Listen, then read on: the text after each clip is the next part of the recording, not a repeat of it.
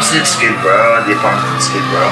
I mean, I don't really remember making any of them, so it was just kind of like, I don't know, just however I was feeling those nights. I don't really remember them, but I just threw a bunch of random songs that I made all fucked up together, and it came out and turned into Hellboy. You don't even know what I've been through. You don't gotta let me bitch through. Going on my phone like I miss you. Love you by the way that I kiss you. You don't even know what I've been through. I mean, there was a lot of music that was made here, but there was just a lot of like crazy turn-ups here. Like I remember we would throw parties where we would like charge people money and then just use that money to like pay rent. That was fun. We filmed Ned's place in here. Like they were all right here, just a table, and like we would just like get a bottle and do like the podcast and just talk until we finished the alcohol. And that shit was mad funny. You guys, our guests are back. We forgot our phones. Last words? Okay. I forgot my phone, but here, I need some last words. Talking the tip. All right, I'm gonna talk into the Talk tip. about Hellboy. Talk about Hellboy? Yeah, real quick. A brief moment. This will drop before then. All right, I got Kanye on there. Mm-hmm. That's easy. Yeah. All right. Peep, last So yeah, Hellboy features Kanye. September 25th. September 25th it dropped. Good music. I remember he made that song OMFG just like sitting right here in like a fold-out chair, and he put the mic on like a footstool in his computer, and he just like was singing right here, and there was like hella people around, and he was like screaming that song. I can't hear what you're trying to say. My light shining on the side of your face. Bro, when he was recording Hellboy, that shit was so like hella inspiring, because he recorded some of it at the loft, and he'd be like, all right, shh, shh. And he would just scream his lungs out in front of everyone. And I couldn't do that shit. It's just like, ah! Like fucking up and all. Like, I was like, damn, that's hard. Why the fuck is everybody the same? Fuck my life, tell that bitch I'm insane. He didn't like half-ass it. He would like literally scream into the mic as loud as he possibly could. And just not caring what anyone else in the room thought. There's like sweat pouring down your face and you're like screaming, like, you know, your voice is cracking and stuff. Like I feel like that exemplifies like how his music was driven by passion. I just knew that music was what I loved to do, and I knew that if I did what everyone else did who inspired me in the underground, and just went and got a microphone and a computer and an audio interface, spent $300, and then you have the whole world in your hands, literally. You just need the talent and the hard work at that point. Is Peep over there? We don't know. What do you want to say to the people? I just want to say 𝓲𝓮 Baby Mob on top, GBC. Shouts out everybody. Shout out my boy Diz. Shout out everybody. Shout out Home Movies. Love you all. Very positive. Shout out Smoke Stack. Hey, if you see Peep, tell me. But like the loft basically was just, it was this non-stop music thing. Like I remember I actually made the beat for Cobain for Peep, and the beat I exported it as I feel like shit and I'm laying next to Peep's mattress. How did you feel tonight? Man, I felt pretty good, bro. I was high as shit. You feel me? It almost seems fake now that I think about it. It was just like it was like anarchy. It's like any total chaos. Like anything goes. Anything. It's just like a fucking big open space. You didn't get noise complaints, so you just had all this freedom. When we were in Pasadena together on couches, and when we were in Whittier on couches, we were under somebody else's roof for real. And then this was our first experience where I was like, this is our shit. Like, this is our fucking world. This stupid little loft is like our world. We can do whatever the fuck we want here. You know, there's no rules. So the first time that I remember me and Peep recording together was the song Girls, and that was when we were all living in the lofts. I remember everyone getting super annoyed because he liked to layer his vocals a lot, so we would be doing like 10 layers of the same thing over and over again, and people were just like, everyone's just like, shut the fuck up. It's like 6 a.m. Like, what are you guys doing? I kind of like felt shy to do shit in front of other people, but he kind of just had this comforting, like, encouraging vibe.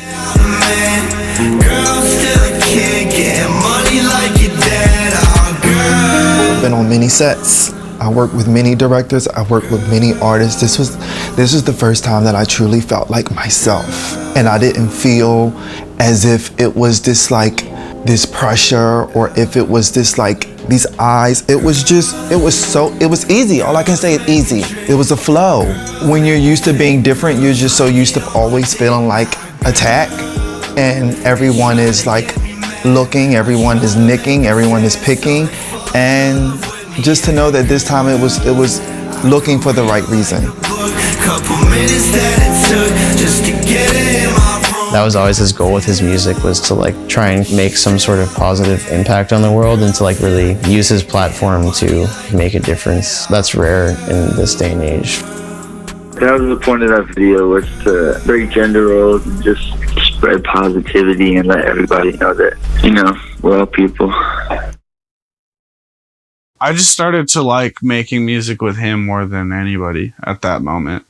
So I would just try to make shit that like I knew he would be able to get on, like OMFG or like Drive By with Xavier Wolf. I would just have him in mind. That was the thing about Pete. See, a lot of times when I do songs with people, I figure out ways to like outshine them technically. You know what I'm saying? Like, but Pete, when he gets on a song, he will be the star of that song, anybody's song, you don't fuck who it is. And you could do 3 verses around him if you wanted to. His shit's still gonna bang harder. Like his shit you gonna remember his shit. And I love that shit.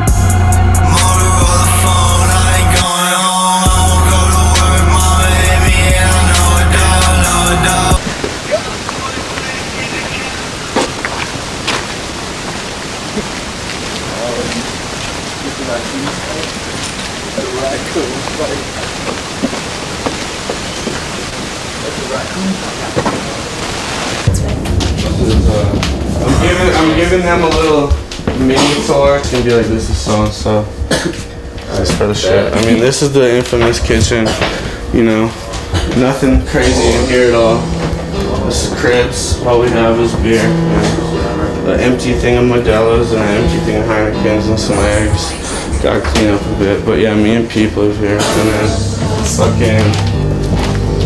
fucking living room where Smoke-a-Sack is right here. Fucking Tyler, Tony Bears, Young God, fucking Polari. This is like our main crew that we be making music with. And then we make all our shit like over here. That was awesome. We make like, this is the little stew. We got Cortex in here. Fucking, this is where everything's made, like all of Hellboy and shit, pretty much, and all the Peep songs, that's pretty much it. Echo Park, chilling. Just like fucking wild, like just a bunch of fucking dudes just chilling at the house, like people in like every room, like the whole couch filled with bodies, like just, it was like a frat house for fucking goth emo boys. Let me tell you a little something about the city of Los Angeles, all right? So, over here, we do a lot of stupid shit, but it comes out smart. Shit, right? You know what I'm saying? It's all part of a fucking plan that we It's have. a big master plan. People don't fucking understand. They don't get it. They're never gonna get it. They never will. Maybe when they're dead, they'll understand. When they're dead. When they're fucking dead. They would be up till like fucking like 7 a.m. like every night, just like recording all the fucking time. It's just like non-stop. A typical recording session with me and Pete, he would be mixing. So he would be like in a little rolly chair on the computer and I'll be on the couch. We could probably do 6 or 7 songs in like a couple of hours. Yeah, like he was kind of chaos himself. That was kind of his thing. He wouldn't even let me tattoo on him until I was like a certain level of like fucked up, to be honest. Like he liked that. Like one time I was off like a bunch of Xans and I was doing the Hellboy tattoo on his throat and I fell asleep while tattooing him.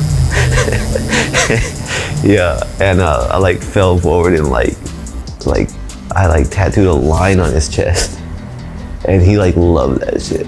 That was like his shit. He like never let me fix it. Yeah, that was like the kind of shit he would do.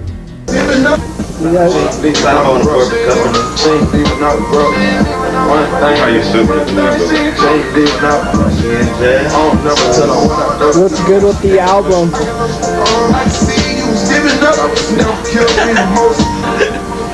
It sucks.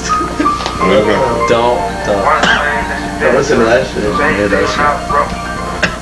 The Hellboy sample, really for me, just that sample alone, when I hear that guitar, it just weirdly just reminded me of Peep, just the guitar itself.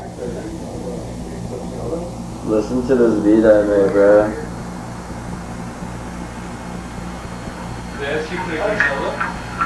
You know, the melodies and the guitar, the style of guitar was so important to help paint the picture of Peep as an artist, you know. Once we made the beat, he wrote to it for like probably 15 minutes. And then that was Hellboy. All of the songs from Hellboy that we did were all like, we all like liked the old bands and shit. And then we'd like mutually like go back and like, yo, this would be a sick sample. And then we just sample it and that was that. Baby, I don't wanna do that. Your type, jeans tight, dirty sprite. She like, how the fuck you do that? Well, I think it's such a quick process because none of it's forced. And like I said, I wait, like I'll spend so much time like not working that I feel like that's why I don't get writer's block, because I'm not writing all day like a lot of people do. I just fell in love with a bad bitch. Told me that she loved me too, baby. I'm not having it. Sipping cocaine 'cause I did. I'm like kind of doing the opposite and just like having fun, not having fun, and building up, you know, I don't even know it, but I'm subconsciously like building up content. That's what I'm saying. All that shit was like so natural. It was all done by kids. Like we were just doing it. Like no help. We didn't need anyone else.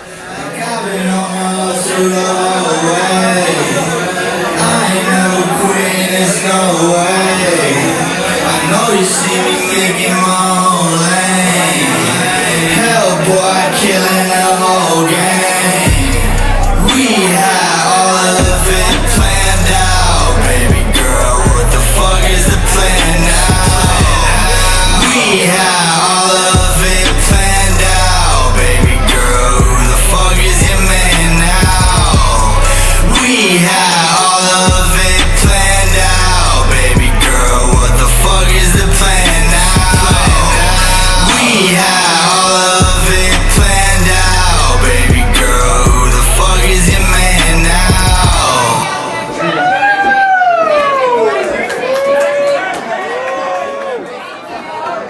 There's a lot of shit that I make that's like just weird, like eerie. I would describe it. Like a lot of it's sad, yeah, but a lot of it's like this weird, like kind of music that you kind of want to like turn up to and cartoons.